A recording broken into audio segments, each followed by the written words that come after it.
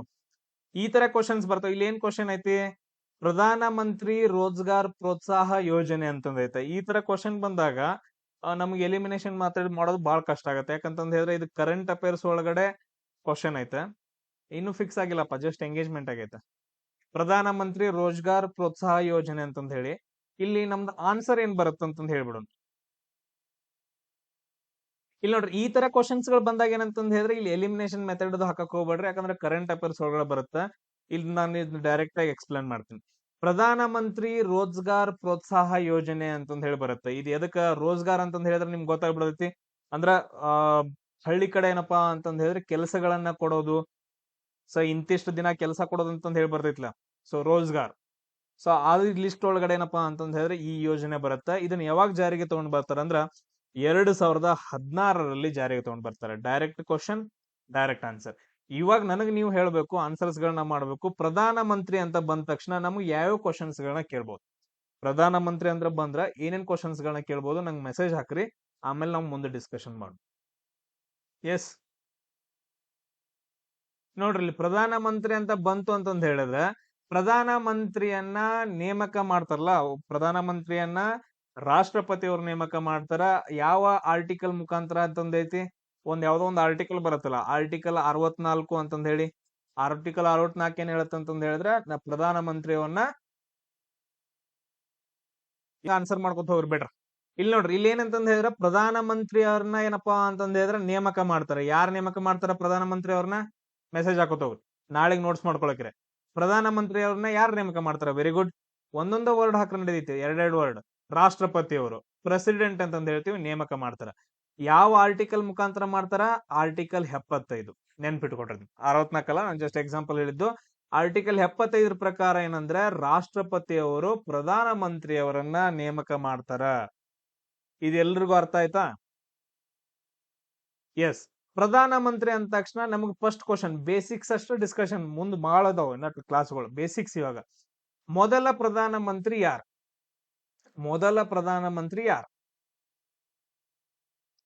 Very good, Jawaharlal Nehru. Jawaharlal Nehru ಏನಪ್ಪಾ ಅಂತಂದ ಹೇಳಿದ್ರೆ ಮೊದಲ ಪ್ರಧಾನ ಮಂತ್ರಿ ಅಂತಂದ್ ಹೇಳ್ತೇವೆ ಭಾರತ ದೇಶ. ಅವರೊಂದು ಬುಕ್ ಬರೀತಾರ, ಬುಕ್ ಇಂಪಾರ್ಟೆಂಟ್. ಲೇಖಕರು ಬರುತ್ತಲ್ಲ, ಆಥರ್ ಲೇಖಕರು, ಅಲ್ಲಿ ಕ್ವಶನ್ ಬರುತ್ತೆ. ಅವರೊಂದು ಬುಕ್ ಬರೀತಾರ, ಆ ಬುಕ್ ಹೆಸರೇನು? ಎಸ್, ಏನಪ್ಪಾ ಅಂತಂದ ಹೇಳಿದ್ರೆ ಒಂದ ನೆನ್ಪಿಟ್ಕೊಡ್ರಿ ಇವಾಗ, ಡಿಸ್ಕವರಿ ಆಫ್ ಇಂಡಿಯಾ ಅಂತಂದ ಹೇಳಿ. ಏನೋ ಡಿಸ್ಕವರಿ ಆಫ್ ಇಂಡಿಯಾ ಅನ್ನೋದೇನಪ್ಪಾ ಅಂತಂದ ಹೇಳಿದ್ರ ಜವಾಹರ್ಲಾಲ್ ನೆಹರು ಬರೆದಂತಹ ಕೃತಿ ಆಗೈತೆ. ಇದು ಎಲ್ರಿಗೂ ಕ್ಲಿಯರ್ ಇಷ್ಟ. ಜವಾಹರ್ಲಾಲ್ ನೆಹರು ಮೊದಲನೇ Pradhan Mantri, Discovery of India ಅಂತಂದ ಹೇಳಿ ಅವ್ರು ಬರೆದಂತ ಬುಕ್. ಇವಾಗಿರೋದು ಯಾರು, ಇವಾಗ ಕರೆಂಟ್ ಅಫೇರ್ಸ್ ಆಯ್ತಲ್ಲ, ಅದು ಇವಾಗಿರುವಂತಹ ಪ್ರಧಾನ ಮಂತ್ರಿ ಯಾರಂತಂದ ಹೇಳಿದ್ರೆ ನರೇಂದ್ರ ಮೋದಿ ಅಂತಂದ ಹೇಳ್ತೀವಿ. ಯಾರಪ್ಪಾ ಅಂತಂದ ಹೇಳಿದ್ರೆ ನರೇಂದ್ರ ಮೋದಿ. ಆರ್ಟಿಕಲ್ 75, ಜವಾಹರ್ಲಾಲ್ ನೆಹರು, ನರೇಂದ್ರ ಮೋದಿ. ಜವಾಹರ್ಲಾಲ್ ನೆಹರು ಯಾವ ಬುಕ್ ಬರ್ದ, ಡಿಸ್ಕವರಿ ಆಫ್ ಇಂಡಿಯಾ ಅಂತಂದ ಹೇಳಿ ಒಂದು ಬುಕ್ ಬರೆದ್ರು. ಇಷ್ಟು ಪಾಯಿಂಟ್ಸ್ ಗಳು ಎಲ್ರಿಗೂ ಕ್ಲಿಯರ್? ಎಸ್, ನೆಕ್ಸ್ಟ್ ಕ್ವಶನ್ ನೋಡ್ರಿ, ಏನೈತಿ, ಭಾರತದಲ್ಲಿ ಪ್ರಥಮ ಏಷ್ಯನ್ ಕ್ರೀಡಾಕೂಟ ಎಲ್ಲಿ ನಡೀತು ಅಂತಂದ ಹೇಳಿ ಕ್ವಶನ್ ಕೇಳಿದಾರ. ಬಹಳ ಇಂಪಾರ್ಟೆಂಟ್. ಎಲಿಮಿನೇಷನ್ ಮೆಥಡ್ ಇಂದ ಒಂದ್ ಸ್ವಲ್ಪ ಹೋಗೋಣ. ಭಾರತದಲ್ಲಿ ಪ್ರಥಮ ಏಷ್ಯನ್ ಕ್ರೀಡಾಕೂಟ, ಏಷ್ಯನ್ ಕ್ರೀಡಾಕೂಟ ಅಂತಂದ್ ಹೇಳಿದ್ರೆ ಈಗ ಥಿಂಕ್ ಮಾಡ್ರಿ, ಏಷ್ಯನ್ ಕ್ರೀಡಾಕೂಟ ಅಂತಂದ್ ಹೇಳಿದ್ರೆ ದೊಡ್ಡದಲ್ಲ, ದೊಡ್ಡ ಸ್ಪೋರ್ಟ್ಸ್ ಒಂದು ಇದು ನಡೀತಿತ್ತು ಅಂತಂದ್ ಹೇಳಿ, ದೊಡ್ಡದ್ ನಡೀತಿತ್ತ. ಇದು ದೊಡ್ಡದ್ ನಡೀತಿತ್ತು ಅಂತಂದ್ ಹೇಳಿದ್ರೆ ಭಾರತದೊಳಗಡೆ ದೊಡ್ಡ ಸಿಟಿ ಒಳಗಡೆ ನಡಿಬೇಕಲ್ಲ, ಏನ್ ಸಣ್ಣ ಸಣ್ಣ ಸಿಟಿ ಒಳಗಡೆ ನಡ್ಯಾಕೈತಿ? ಇದ್ರೊಳಗ ಸಣ್ಣ ಸಣ್ಣ ಸಿಟಿಗಳು ಅದಾವ, ನಾವು ಕೇಳುದ ಸಿಟಿಗಳು ಅದಾವ. ಆ ಸಿಟಿಗಳು ಯಾವ್ಯಾವ ಅದಾವ ಹೇಳ್ರಿ? ಎರಡು ಅಥವಾ ಮೂರು, ಎಷ್ಟು ಅದಾವ ನೋಡ್ರಿ. ನಾವು ಕೇಳೇ ಇಲ್ಲ, ಅಂತ ಸಿಟಿ ಒಳಗ್ ನಡ್ಯಾಕ್ ಚಾನ್ಸೇ ಇಲ್ರಿ. ದೊಡ್ಡ ಸಿಟಿ ಒಳಗಡೆ ನಡಿಬೇಕಲ್ಲ. ಅದು ಯಾವಾಗ ಪ್ರಥಮ ಅಂತ ಹೇಳಿದಾರೆ. ಪ್ರಥಮ ಯಾವಾಗ ನಡೆದಿದ್ದ? 1951 ಟೈಮ್ದಾಗ. 1951 ಟೈಮ್ದಾಗ. Very good. ನೋಡ್ರಿ, ಬಿ ಮತ್ತು ಡಿ ಅಂತಂದ್ ಹೇಳ್ತೀರಿ, ಎರಡನೇದ ಮತ್ ನಾಲ್ಕನೇದ ಇವು ಎಲ್ಲಿದ್ದು ಅನ್ನೋದ ಗೊತ್ತಿಲ್ಲ. ಗ್ವಾಲಿಯರ್ ಅಷ್ಟೊಂದೆಲ್ಲ ಫೇಮಸ್ ಇರ್ಲಿಲ್ಲ ಅವಾಗ. 1951ರಲ್ಲಿ ಪ್ರಥಮ ಏಷ್ಯನ್ ಕ್ರೀಡಾಕೂಟ ನಡೆಯುತ್ತೆ ಗ್ವಾಲಿಯರ್ದಾಗ. ಆ ಟೈಮ್ದಾಗ ಅಷ್ಟೊಂದೆಲ್ಲ ಉದ್ಧಾರ ಆಗಿರುವುದಿಲ್ಲ ಗ್ವಾಲಿಯರ್. ಕರೆಕ್ಟಾ? ಥಿಂಕ್ ಮಾಡ್ಬೋದ ಹಿಂಗ? ಎಸ್, ಇದು ಬರಂಗಿಲ್ಲ. ಆಮೇಲೆ ಪಟಿಯಾಲದೊಳಗೂ ಅಷ್ಟೊಂದೇನದು ಸರ್, ಅಷ್ಟೆಲ್ಲ ನಡ್ಸೋಂಗೆಲ್ಲ ಏನು ಉದ್ಧಾರ ಆಗಿಲ್ರಿ ಅದು ಸಿಟಿ ಆ ಟೈಮ್ದಾಗ. ಎಸ್, ಇವೆರಡು ತೆಗೆದು ಹಾಕ್ಬೋದು. May be sir new Delhi ಮತ್ತು ಚೆನ್ನೈ ಅಂತಂದೇಳಿ ಎರಡರೊಳಗಡೆ ಆಗ್ಬೋದು. ಯಾಕಂದ್ರೆ ಚೆನ್ನೈ ಬ್ರಿಟಿಷರ್ ಕಾಲದಾಗಿಂದು ಇತ್ತು, ಇದು ಇತ್ತು. ಬಟ್ ಅದ್ರ ಇದ್ನ ಎರಡು ಕಂಪೇರ್ ಮಾಡ್ತಂತಂದ್ ಹೇಳಿದ್ರ ಸರ್ ದೇಶದ ರಾಜಧಾನಿ ಒಳಗಡೆ ನಡಿಬೇಕ್ರಿ ಫಸ್ಟ್ ಒನ್. ದೊಡ್ಡ ಸಿಟಿ ಅದ ಕರೆಕ್ಟಾ, ಯಾರಿಗಾದ್ರೂ ಗೊತ್ತಿಲ್ಲ ಅಂತಂದ ಹೇಳಿದ್ರೆ. ಸೊ ಆನ್ಸರ್ ಒನ್ ಏನಪ್ಪಾ ಅಂತಂದ ಹೇಳಿದ್ರೆ ನಾವು ಕರೆಕ್ಟ್ ಮಾಡ್ಕೋಬಹುದು. ಸೊ ಥಿಂಕ್ ಮಾಡ್ಬೋದಲ್ಲ, ಸುಮ್ಮ ಬಿಟ್ಟು ಬರೋದಕ್ಕಿಂತನೂ ಥಿಂಕ್ ಮಾಡ್ಬಿಟ್ಟು ಕರೆಕ್ಟ್ ಆಗಿರೋ ಆನ್ಸರ್ ತೆಗಿಬೋದಾ. ಜಸ್ಟ್ ಇವಾಗ ಎರಡಷ್ಟ ತೆಗೆದು ನಾವು ಇನ್ನು ಎರಡರ ಒಳಗಡೆ ಥಿಂಕ್ ಮಾಡೋದು ನವದೆಹಲಿ ಅನ್ನೋದೇನಪ್ಪಾ ಅಂದ್ರೆ ನಮ್ದು ಕರೆಕ್ಟ್ ಆನ್ಸರ್ ಆಗತ್ತೆ. ಇದು ಎಲ್ರಿಗೂ ಗೊತ್ತಾಯ್ತು ನಾವು ಯಾವ ತರ ಥಿಂಕ್ ಮಾಡ್ಬೇಕು ಅಂತಂದ ಹೇಳಿ. ಈ ಕ್ವಶನ್ ಕಷ್ಟ ಇಷ್ಟ, ಬ್ಯಾರೆ ಜಾಸ್ತಿ ಏನೋ ಥಿಂಕ್ ಮಾಡೋದ್ ಬೇಡ. ಇಲ್ಲಿ ನಾ ಏನೇನ್ ಹೇಳಿ, 1951ರಾಗ ಮೊದಲ ಏಷ್ಯನ್ ಕ್ರೀಡಾಕೂಟ ನಡೀತು ಅಂತಂದ್ರೆ 1951ರಾಗ ಎಲ್ಲಿ ನಡೀತು, ನ್ಯೂ ದೆಹಲಿ ಒಳಗಡೆ ನಡೀತು. ಇದು ಮುಗೀತು. ಅದಾದ ನಂತರ ಈಗ ರೀಸೆಂಟ್ ಆಗಿ ಎಲ್ಲಿ ನಡೆದೈತಿ, 2022 ಒಳಗಡೆ ಚೀನಾದೊಳಗಡೆ ನಡೆದೈತಿ. ಎಲ್ಲಿ ನಡೆದೈತಿ, ಚೀನಾದೊಳಗಡೆ ನಡೆದೈತೆ, ಹಾಂಗ್ಜೋ ಒಳಗಡೆ. ಎಲ್ಲಿ, ಹಾಂಗ್ಜೋ ಒಳಗಡೆ ನಡೆದೈತೆ. 2022ರ ಏಷ್ಯನ್ ಕ್ರೀಡಾಕೂಟ ಎಲ್ಲಿ ನಡೆದೈತಪ್ಪ ಅಂತಂದ ಹೇಳಿದ್ರೆ ಚೀನಾದೊಳಗಡೆ ಹಾಂಗ್ಜೋದೊಳಗಡೆ ನಡೆದೈತೆ. ಇನ್ನು ನೆಕ್ಸ್ಟ್ ಕ್ರೀಡಾಕೂಟ, ನೆಕ್ಸ್ಟ್ ಏಷ್ಯನ್ ಕ್ರೀಡಾಕೂಟ 2026ರಲ್ಲಿ ನಡೆದೈತೆ. 2026ರಲ್ಲಿ ಅದೆಲ್ಲಿ ನಡೆಯೋದೈತೆ ಅಂತಂದ ಹೇಳಿದ್ರೆ ಐಚಿ ಮತ್ತು ನಗೋಯಾದಲ್ಲಿ, ಐಚಿ ಮತ್ತು ನಗೋಯಾದಲ್ಲಿ ನಡೆಯೋದೈತೆ. ಸೊ ಇದು ಎಲ್ಲಿ ಬರುತ್ತಂತಂದ ಹೇಳಿ ನೀವ ಸರ್ಚ್ ಮಾಡ್ಬೇಕು. ಎಲ್ಲಿ ಬರುತ್ತನ್ನೋ ನಾನು ಹೇಳ್ಬಿಡ್ತೀನಿ, ಜಪಾನ್ ಒಳಗಡೆ. ನೆಕ್ಸ್ಟ್ 2026ರ ಏಷ್ಯನ್ ಕ್ರೀಡಾಕೂಟ ಐಚಿ ಮತ್ತು ನಗೋಯಾ ಅನ್ನೋ ಸಿಟಿ ಒಳಗಡೆ ನಡೆದೈತೆ. ಆ ಸಿಟಿಗಳು ಎಲ್ಲಿದಾವ, ಜಪಾನ್ ಒಳಗಡೆ ಇದಾವ. ಈಗ ನಿಮಗ್ ಕ್ವಶನ್, ಜಪಾನದ ರಾಜಧಾನಿ ಯಾವ್ದು, ಜಪಾನದ ರಾಜಧಾನಿ ಯಾವ್ದು ಪಟ್ ಅಂತಂದ ಹೇಳಿ.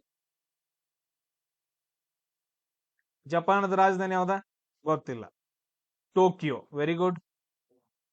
ಜಪಾನದ ರಾಜಧಾನಿ ಯಾವ್ದಪ್ಪ ಅಂತಂದ ಹೇಳಿದ್ರೆ ಟೋಕಿಯೋ ಅಂತಂದ ಹೇಳ್ತೀವಿ. ಇನ್ನೊಂದು ಬರುತ್ತೆ, ಜಪಾನ್ ಅಂತ ಬಂದ ತಕ್ಷಣ ನಮ್ಗೆ ಇನ್ನೊಂದು ಕ್ವಶನ್ ಬರುತ್ತೆ. ಒಂದ್ ಯಾವ್ದಪ್ಪ ಅಂತಂದ ಹೇಳಿದ್ರೆ ಓಲ್ಕ್ಯಾನೋ ಬಗ್ಗೆ. ಓಲ್ಕ್ಯಾನೋ ಅಥವಾ ಜ್ವಾಲಾಮುಖಿ ಅಂತಂದ ಹೇಳ್ತೀವಲ್ಲ, ಜಪಾನ್ದಲ್ಲಿ ಒಂದು ಜ್ವಾಲಾಮುಖಿ ಐತೆ. ಆ ಜ್ವಾಲಾಮುಖಿಯನ್ನ ದೇವ್ರ ಅಂತಂದ ಹೇಳಿ ಪೂಜೆ ಮಾಡ್ತಾರ ಅವ್ರ ಜಪಾನ್ ಜನ. ನೀವ್ ಕೇಳಿದಿರಿ, ನಮ್ದು 10th 8th 9th 10th books ಒಳಗಡೆ ಬರುತ್ತೆ. ಜಪಾನ್ದಲ್ಲಿ ಒಂದು ಜ್ವಾಲಾಮುಖಿ ಐತೆ. ಆ ಜ್ವಾಲಾಮುಖಿಯನ್ನ ದೇವ್ರ ತರ ಪೂಜೆ ಮಾಡ್ತಾರ, ಇಲ್ಲ ಅಂತ ಪೂಜೆ ಮಾಡ್ತಾರ, ದೇವ್ರ ತರ ಪೂಜೆ ಮಾಡ್ತಾರ. ಅದಕ್ಕೆ ಅದ್ರ ಹೆಸರು ಏನಂತಂದ ಹೇಳಿದ್ರೆ ಫ್ಯೂಜಿಯಾಮ ಅಂತಂದ ಹೇಳ್ತೀವಿ. ಕರೆಕ್ಟ್ ಗೊತ್ತಾಯ್ತಾ ಹೆಂಗ, ದೇವ್ರ ತರ ಜಪಾನ್ ಅಲ್ಲಿ ಪೂಜೆ ಮಾಡ್ತಾರ ಒಂದು ವೋಲ್ಕ್ಯಾನೋವನ್ನ. ಅದಕ್ಕೋಸ್ಕರ ಅದನ್ನ ಅದ್ರ ಹೆಸರೇನ ಫೂಜಿಯಾಮ ಅಂತಂದ ಹೇಳಿ.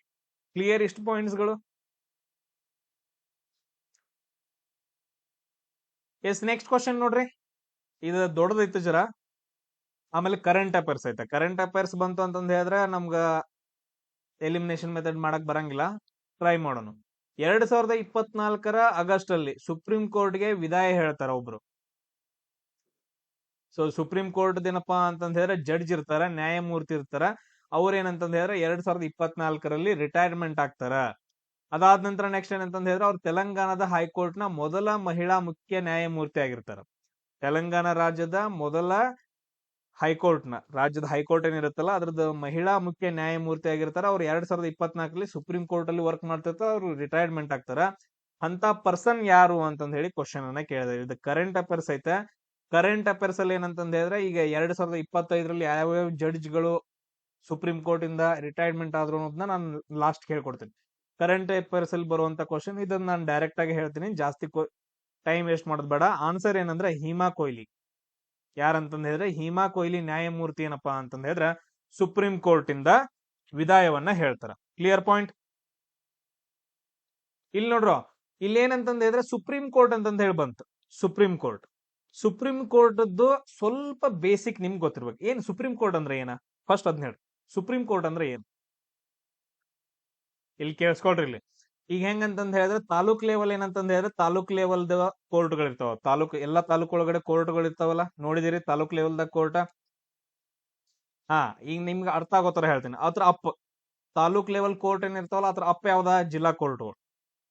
ಅಂದ್ರೆ ಅವ್ರ ಪವರ್ ಜಾಸ್ತಿ ಇದೆ. ಜಿಲ್ಲಾ ಕೋರ್ಟ್ಗಳು ಅಪ್ ಯಾವ್ದ, ಹೈಕೋರ್ಟ್. ಎಲ್ಲಾ ಜಿಲ್ಲೆಗಳು ಸೇರ್ಬಿಟ್ಟು ಒಂದ್ ಹೈಕೋರ್ಟ್ ದೊಡ್ಡದು. ಎಲ್ಲಾ ಹೈಕೋರ್ಟ್ಗಳನ್ನ ಅದ್ರದ್ದು ಅಪ್ಪ.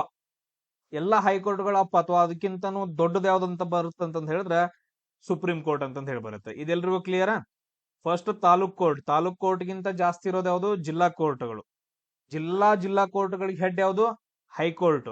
ಎಲ್ಲಾ ಹೈಕೋರ್ಟ್ ಗಳಿಗೆ ಹೆಡ್ ಯಾವ್ದು, ಸುಪ್ರೀಂ ಕೋರ್ಟ್ ಅಂತಂತ ಹೇಳ್ತೀವಿ ಪವರ್ ಪ್ರಕಾರ. ಕ್ಲಿಯರ್.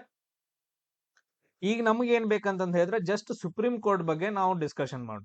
ಸುಪ್ರೀಂ ಕೋರ್ಟ್ ಅಂತಂದ ಹೇಳಿದ್ರೆ ಟೋಟಲ್ ಆಗಿ ಎಷ್ಟು ಜನ ಜಡ್ಜ್ಗಳು ಬರ್ತಾರಂದ್ರೆ, ಜಡ್ಜ್ಗಳಂತ ಇರ್ಲೇಬೇಕಲ್ಲ, ಟೋಟಲ್ ಆಗಿ ಎಷ್ಟು ಜನ ಜಡ್ಜ್ಗಳು ಬರ್ತಾರ ಅಂತಂದ ಹೇಳಿದ್ರೆ ಸುಪ್ರೀಂ ಕೋರ್ಟ್ ಒಳಗಡೆ 34 ಜನ ಬರ್ತಾರ.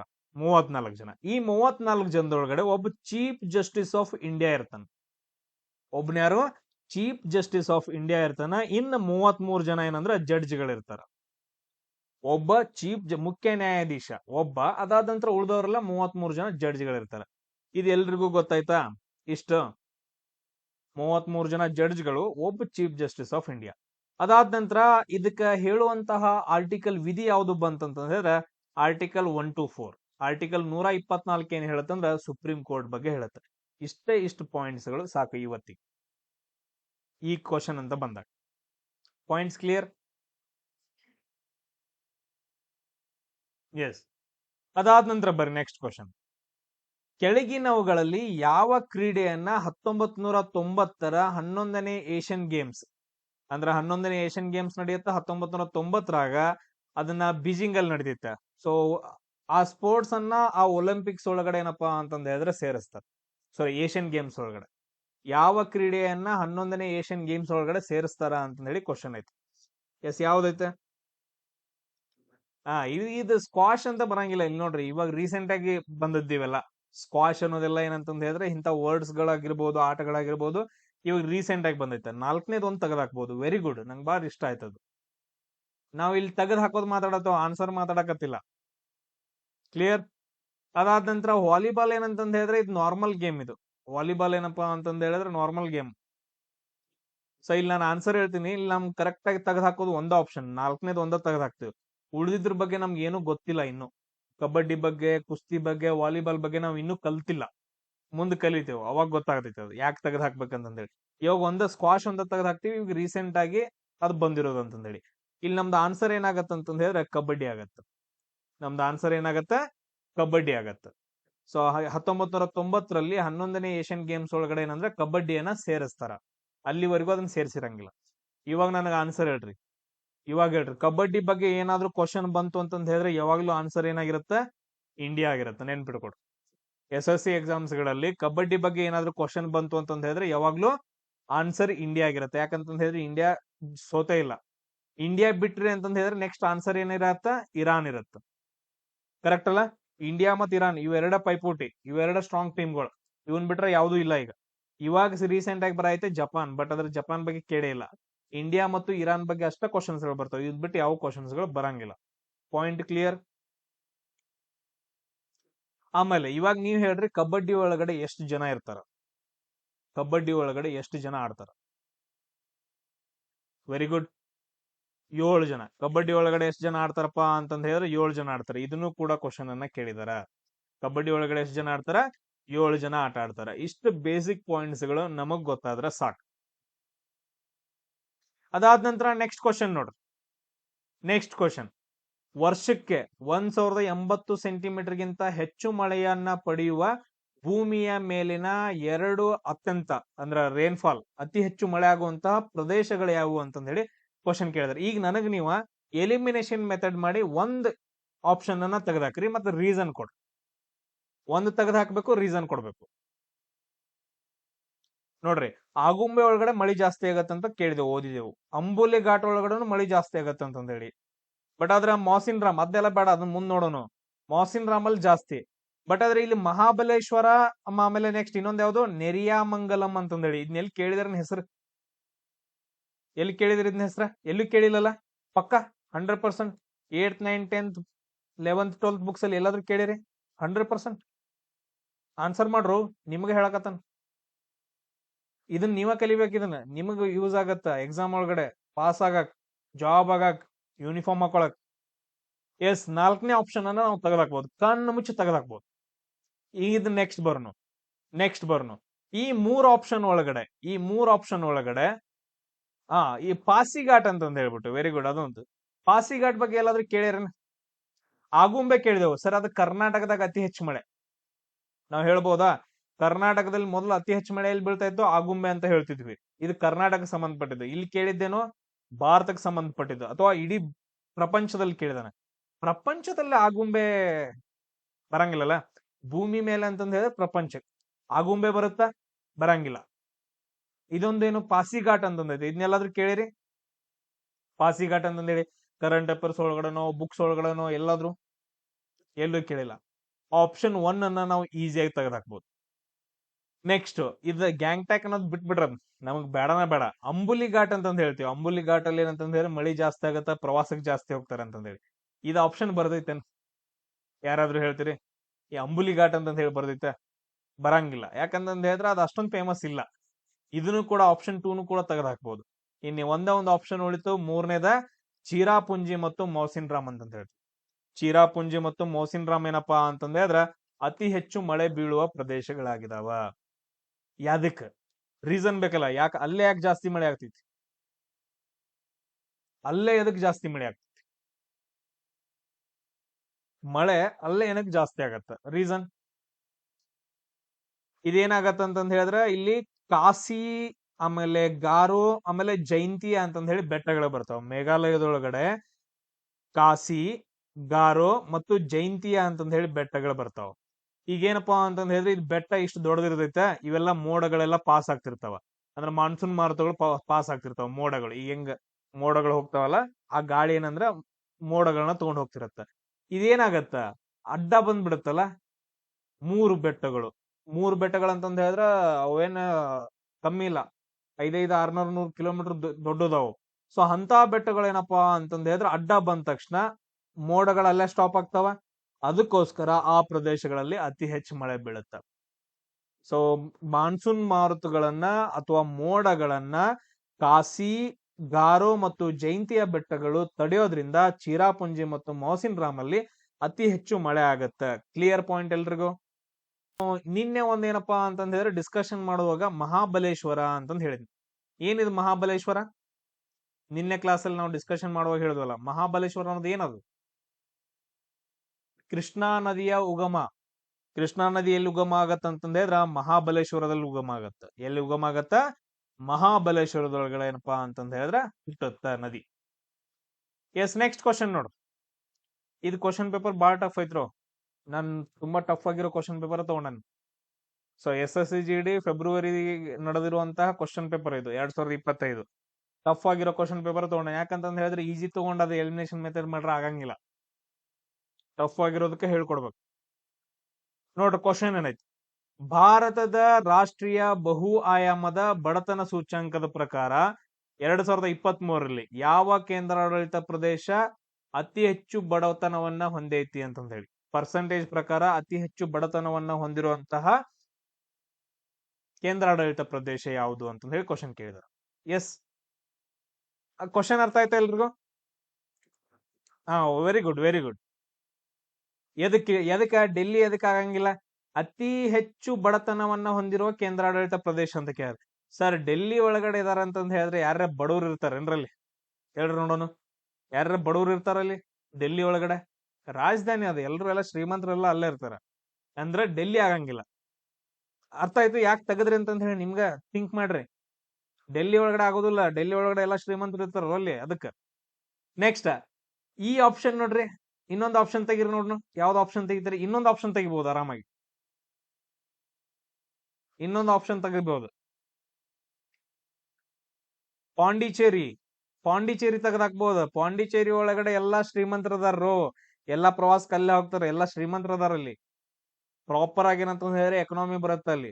ಎಲ್ರು ಏನಂತಂದ್ ಹೇಳಿದ್ರೆ ಪಾಂಡಿಚೇರಿಗೆ ಪ್ರವಾಸಕ್ಕೆ ಹೋಗೋದ್ರಿಂದ ಆ ಪ್ರದೇಶ ಬಾಳ ಅಂದ್ರ ಬಾಳ ಮುಂದುವರೆದೈತಿ. ಕರೆಕ್ಟಾ? ಎಲ್ರು ಒಪ್ಕೋಬಹುದು. ಪಾಂಡಿಚೇರಿ ಆಗಿ ಬರಂಗಿಲ್ಲ. ಪಾಂಡಿಚೇರಿಯಲ್ಲಿ ಏನಂತಂದ್ ಹೇಳಿದ್ರೆ ಅತಿ ಹೆಚ್ಚಿನಪ್ಪಾ ಅಂತಂದ್ ಹೇಳಿದ್ರೆ ಬಡವ್ರು ಇಲ್ಲ, ಪಾಂಡಿಚೇರಿ ಒಳಗಡೆ ಬರಂಗಿಲ್ಲ. ಅದಾದ ನಂತರ ಚಂಡೀಗಢ ಬರಂಗಿಲ್ಲ. ಯಾಕಂತಂದ್ ಹೇಳಿದ್ರೆ ದೆಹಲಿ ಮತ್ತು ಚಂಡೀಗಢ ಅಲ್ಲೇ ಸಮೀಪ ಅದಾವ. ದೆಹಲಿ ಮತ್ತು ಚಂಡೀಗಢ ಏನಪ್ಪಾ ಅಂತಂದ್ ಹೇಳಿದ್ರೆ ಸಮೀಪ ಅದಾವ, ಅದು ಕೂಡ ಬರಂಗಿಲ್ಲ. ಬಟ್ ಆದ್ರೆ ಇಲ್ಲೊಂದು ಏನೋ ಕೊಟ್ಟಿದಾರ ನೋಡ್ರಿ, ಇಷ್ಟೊಂದು ಉದ್ದವಾಗಿರೋ ಒಂದು ಆನ್ಸರ್ ಕೊಟ್ಟಿದಾರಲ್ಲ, ಲಾಂಗೆಸ್ಟ್ ಆನ್ಸರ್. ಅವ್ನ್ ದಾದ್ರಾ ಮತ್ತು ನಗರ ಅಷ್ಟೇ ಕೊಡ್ಬೇಕಿತ್ತು. ಇಷ್ಟೊಂದು ಉದ್ದವಾಗಿರೋ ಆನ್ಸರ್ ಯಾಕೆ ಕೊಡ್ಬೇಕು? ಇಷ್ಟೊಂದು ಉದ್ದ ಕೊಟ್ಟಿದ ಅಂತಂದ್ ಹೇಳಿದ್ರೆ ಇದ ಆನ್ಸರ್ ಆಗಿರ್ತೈತಿ. ಇಲ್ಲ ಅಂತಂದ್ ಹೇಳಿದ್ರೆ ಯಾವ್ದೋ ಒಂದು ಚಿಕ್ಕದಾಗಿರೋ ಕೊಡ್ಬೇಕಿತ್ತಲ್ಲ ಆನ್ಸರ್. ಎಲ್ಲಾ ತರ ಥಿಂಕ್ ಮಾಡ್ಬೇಕು ನಾವು. ಮತ್ತೊಂದು ಟ್ರಿಕ್ಸ್ ಹೇಳ್ಕೊಡೋದನ್ನ ನಮ್ಗೆ, ಲಾಂಗೆಸ್ಟ್ ಆನ್ಸರ್ ಯಾವಾಗ್ಲೂ ಕರೆಕ್ಟ್ ಆಗಿರ್ತೈತಿ. ಇಷ್ಟೊಂದೆಲ್ಲ ಪ್ರಿಂಟ್ ಎದಕ್ ಮಾಡ್ಬೇಕು? ಸುಮ್ಮ ಮಾಡ್ತಾನೆ ಮಜಾ ಮಾಡಕ್. ಲಾಂಗೆಸ್ಟ್ ಆನ್ಸರ್ ಏನಪ್ಪಾ ಏನಂತಂದ್ ಹೇಳಿದ್ರೆ ಈ ತರ ಎಲಿಮಿನೇಷನ್ ಮೆಥಡ್ ಮಾಡಿ ಯಾವ್ದಾದ್ರು 2 ಆನ್ಸರ್ಗಳು ಉಳ್ದು ಅಂತಂದ್ ಹೇಳಿದ್ರೆ ಲಾಂಗೆಸ್ಟ್ ಆನ್ಸರ್ ಕರೆಕ್ಟ್ ಆಗಿರುತ್ತೆ. ಅತಿ ಹೆಚ್ಚು ಬಡತನವನ್ನ ಹೊಂದಿರುವಂತ ಕೇಂದ್ರಾಡಳಿತ ಪ್ರದೇಶ ಯಾವ್ದಂದ್ರ ದಾದ್ರಾ ನಗರ್ ಹವೇಲಿ ದಮನ್ ದಿಯು ಅಂತಂದೇಳಿ. ಕ್ಲಿಯರ್? ಎಸ್, ನೆಕ್ಸ್ಟ್ ಕ್ವಶನ್ ನೋಡ್ರಿ. ಇನ್ನೊಂದು ಕ್ವಶನ್ ಏನಪ್ಪಾ ಅಂತಂದ ಹೇಳಿದ್ರೆ, ನಮ್ದು ಭಾರತ ದೇಶದ ರಾಜಧಾನಿ ಅಂತಂದ ಹೇಳಿ ಡೆಲ್ಲಿ ಅಂತ ಹೇಳ್ರಲ್ಲ, ಮೊದಲು ಯಾವ್ದಿತ್ತು? ಬ್ರಿಟಿಷರ ಕಾಲದಲ್ಲಿ. ಭಾರತದ ರಾಜಧಾನಿ ಯಾವ್ದಿತ್ತು? Very good. ಯಾವ್ದಿತ್ತಪ್ಪ ಅಂತಂದ ಹೇಳಿದ್ರೆ ಕೋಲ್ಕತ್ತಾ ಇತ್ತು. ಕೋಲ್ಕತ್ತಾ. ಈ ಕೋಲ್ಕತ್ತಾದಿಂದ ಏನಪ್ಪಾ ಅಂತಂದ ಹೇಳಿದ್ರೆ ರಾಜಧಾನಿಯನ್ನ ಡೆಲ್ಲಿಗೆ ಚೇಂಜ್ ಮಾಡ್ತಾರ, ದೆಹಲಿಗೆ ಚೇಂಜ್ ಮಾಡ್ತಾರ. ಯಾವಾಗ? 1911 ಚೇಂಜ್ ಮಾಡ್ತಾರ. ಲಾರ್ಡ್ ಹಾರ್ಡಿಂಜನವ್ ವಾಯ್ಸ್ರೋ ಯಾರು ಅಂತಂದ ಹೇಳಿದ್ರೆ ಲಾರ್ಡ್ ಹಾರ್ಡಿಂಜನವ್ ಏನಪ್ಪಾ ಅಂತಂದ ಹೇಳಿದ್ರೆ ಚೇಂಜ್ ಮಾಡ್ತಾನ. Clear point? Yes, next question ನೋಡಿ.